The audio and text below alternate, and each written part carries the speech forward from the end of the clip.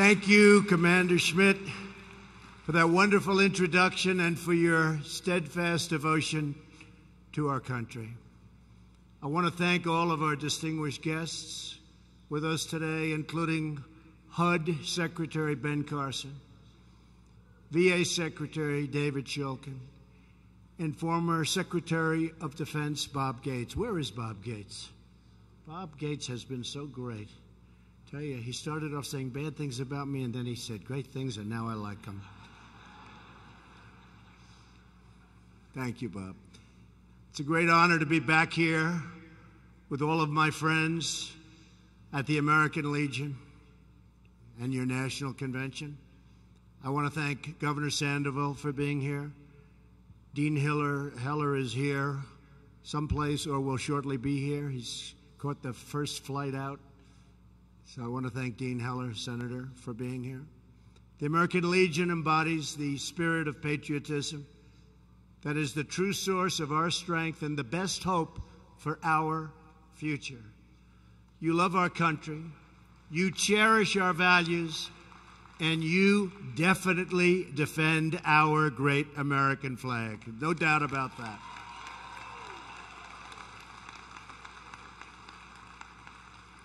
Above all else, you believe in America, just like America believes in you.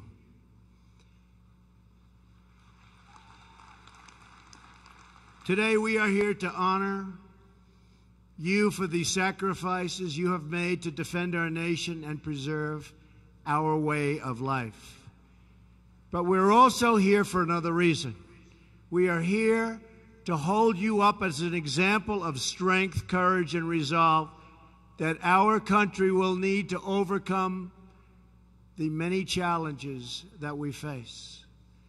We are here to draw inspiration from you as we seek to renew the bonds of loyalty that bind us together as one people and one nation.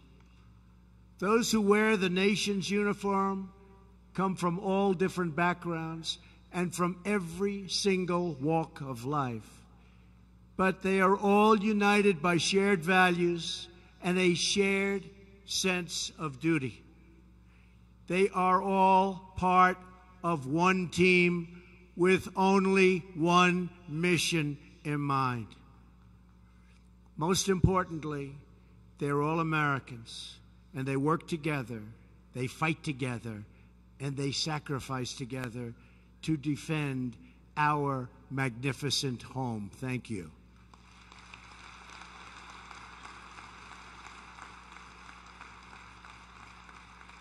Now our nation must follow that same work ethic, that same devotion to a greater cause, to achieve our country's full potential. Here with us today are veterans who have fought in every major military engagement dating all the way back to World War II. You've endured bitter winters, treacherous jungles, barren deserts, and stormy waters. You've left your families, charged into danger, faced down your enemies, and bore the scars and wounds of war. Each of you took an oath to support and defend the Constitution. With that oath, you pledged your honor and your very lives for our great nation. Every veteran here today is part of a long, unbroken chain of American heroes. We salute your service. The American Legion not only remembers history, you help keep history alive.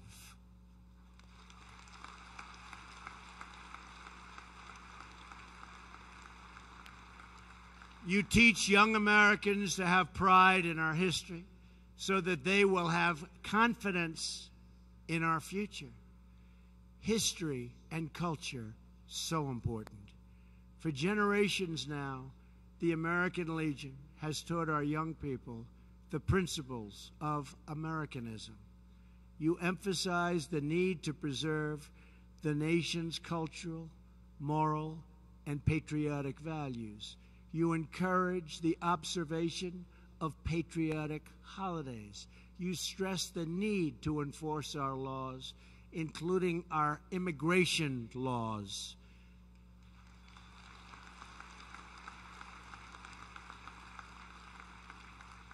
You teach the responsibilities of citizenship and the importance of the Pledge of Allegiance. True. So important. And you do it all, as your motto says, for God and country.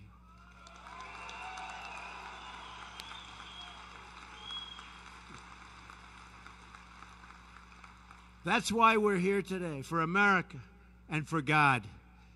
But to fulfill our patriotic duties, we must take care of our great veterans.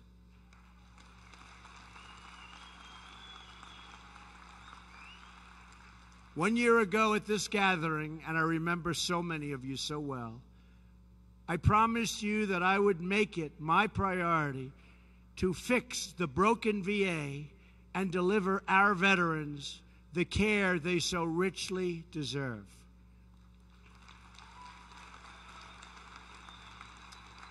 And you see what's been happening. Now you have a true reformer in Secretary David Shulkin. He has done an incredible job.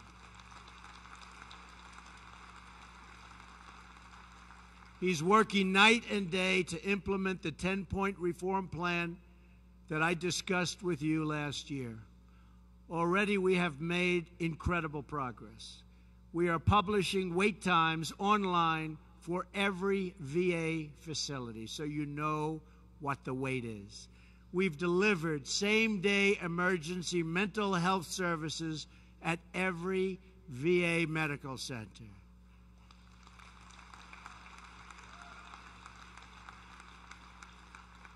We've opened the promised White House VA hotline. That's a big deal. That's a big deal.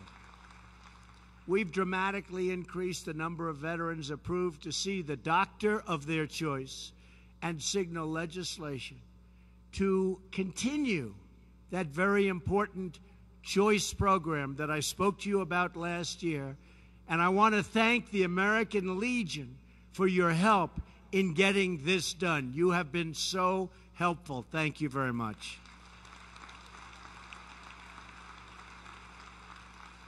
Something that they've been trying to pass for 40 years, and we've passed VA accountability legislation. So if somebody that works at the VA is bad to the people of the VA, disrespectful, not treating our fellow patriots well, we look at them and we say, "You're fired." That's it. That's it. They don't do a good job, they're out. Because we want people, we have great people at the VA, but we want people that do a great job. We weren't able to do that before. That was a hard piece of legislation to get passed. It's been worked on for so long, we got it done. So we're very proud of that. Last week, I also signed the Harry W. Colmery Veterans Educational Assistant Act. That's a big thing. This legislation bears the name of one of the first members of the Legion, your past commander, a man who wrote the original draft of the first landmark GI Bill in 1944. And now, under this legislation, veterans can use their GI benefits at any point in their lifetime. Some difference. And in just a few moments, right here on this stage, I will sign another historic bill that the American Legion helped us deliver, the Veterans Appeals Improvement and Modernization Act. And you all know what that means. Right? No longer will veterans be kept waiting for years to get an answer to their appeals. They will receive timely updates, and they will get decisions much more quickly in a fraction of the time.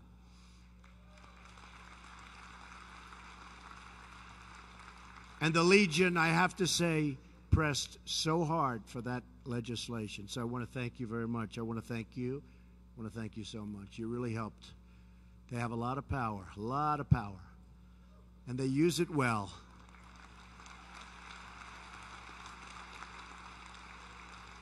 When I spoke to you last year, I also promised that we would build up our military, and that's exactly what we have done.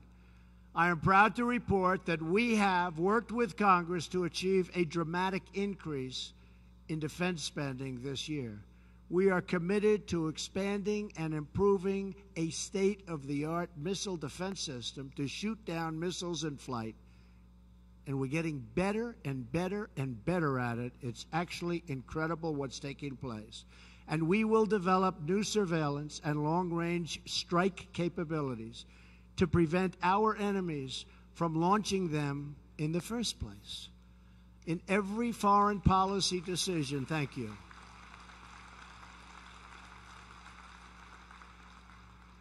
In every foreign policy decision, we are making clear that we will always put the safety and security of our citizens first. That is why early this week I announced a new strategy in Afghanistan and South Asia.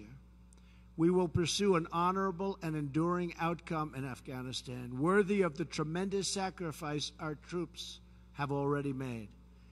We will give our men and women in uniform the tools they need and the trust they have earned to fight and to win.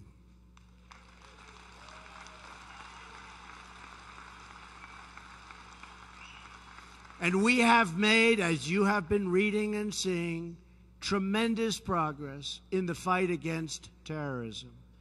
Just over a month ago in Iraq, Mosul was liberated from the barbaric rule of ISIS. We are stripping terrorists of their territory at a record clip.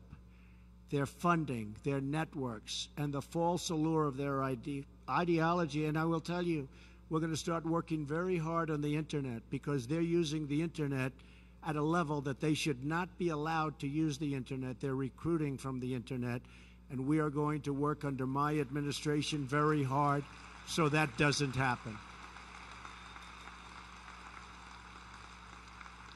No longer are we using our military to build democracies.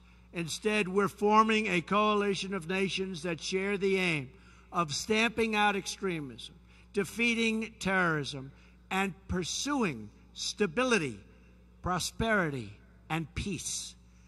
Through the generations, America has always prevailed, not by military might alone, but also by the strength of our spirit. And we have in this country today such spirit. I see it when I meet the people backstage. They're so proud once again. I must say, much more proud than they were last year at this time. They are feeling very good about our country. Very, very good about our country. Because our people have always had that will to endure and to overcome. This is now the challenge of our times. We must ask ourselves who we are, what we stand for, and what together we can achieve. If American patriots could secure our independence, carve out a home in the wilderness, and free millions from tyranny and oppression around the world, then that same spirit of strength, courage, and resolve can help us create a better future for our people today, a future like even our people have never had before in this great country. That's what we're aiming for. We don't have to be content with a dilapidated road system, with crumbling buildings, or rusted-out factories. We can build gleaming new highways, state-of-the-art manufacturing, and modern works of wonder, and we can do it all with American workers and American iron, aluminum, and steel. We can do it ourselves.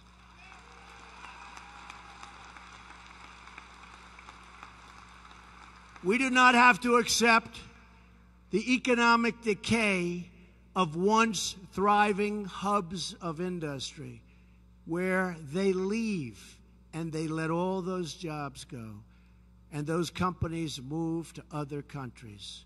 We've stopped that flow, and companies are now coming back into the United States, and I am so proud of that.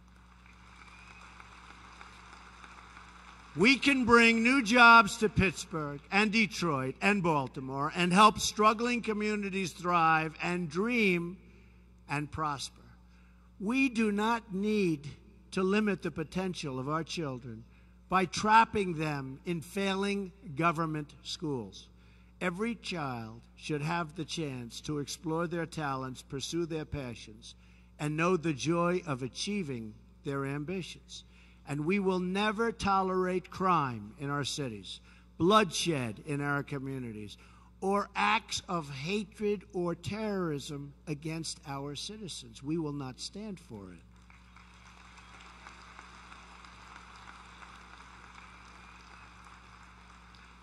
We will always support our great law enforcement personnel.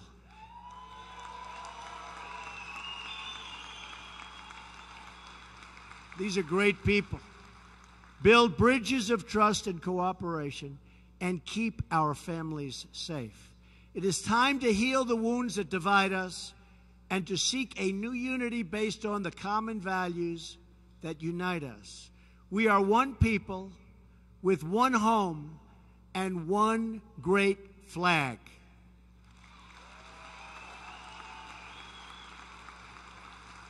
We are not defined by the color of our skin, the figure on our paycheck, or the party of our politics. We are defined by our shared humanity, by our citizenship in this magnificent nation, and by the love that fills our hearts.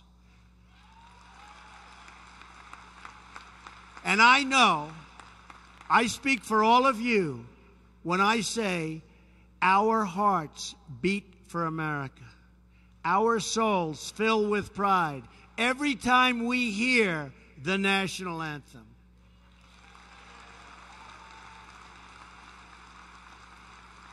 This is the spirit we need to overcome our challenges, to pursue our common destiny, and to achieve a brighter future for our people. We will win. Watch. We will win.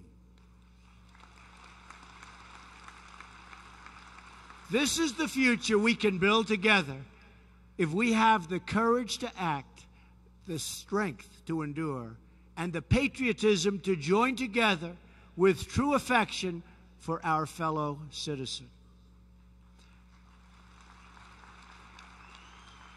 I want to close with the story of a hero who defines the spirit of service and sacrifice, a man whose strength, patriotism, and courage knows no bounds.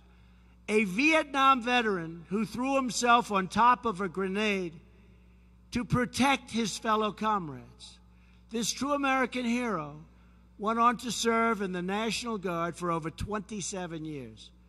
He is now a retired captain at his local fire department and owns a funeral home that memorializes our heroes.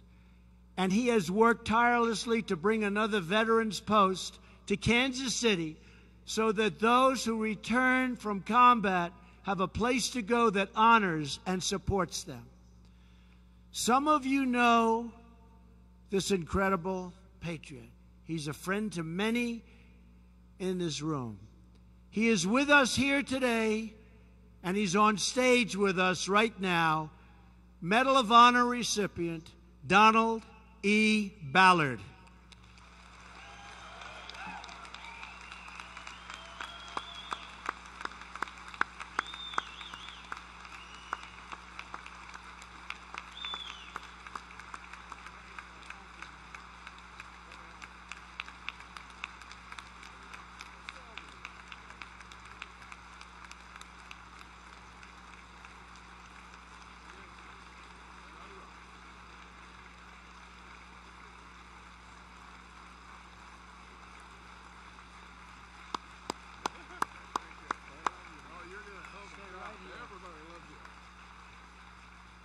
He's got to say a word, right?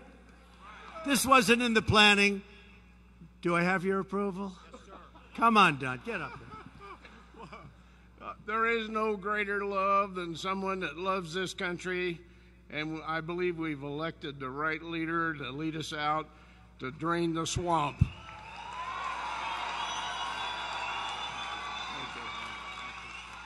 with you. Thank you, I traveled Don. with you before you were elected. Thank you so I was one of much. the 22 that supported See, that's very risky of me. That could ruin the whole day for me.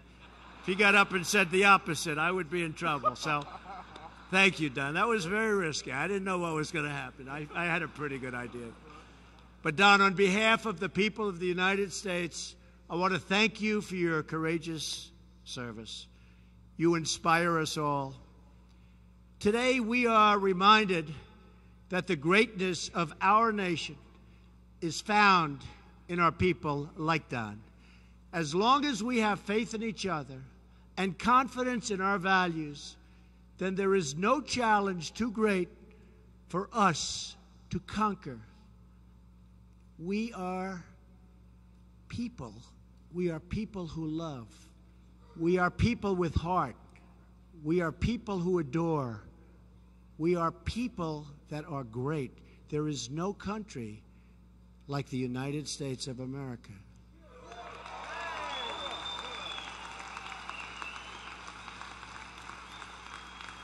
We have no division too deep for us to heal.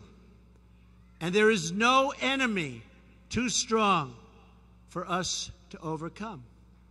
Because in America, we never lose faith. We never forget who we are, and we never stop striving for a better future. Together, we cannot fail. We will not fail. We will make America great again, greater than ever before, I promise.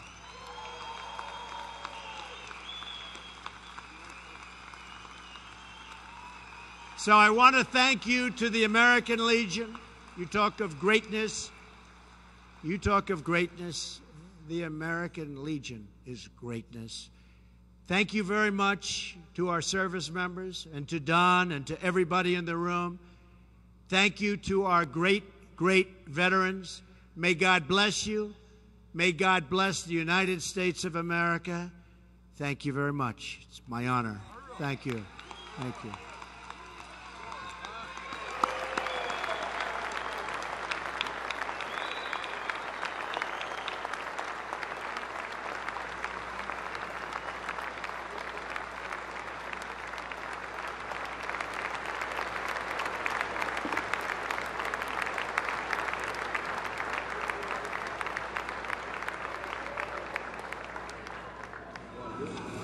I love you, Trump! Thank you.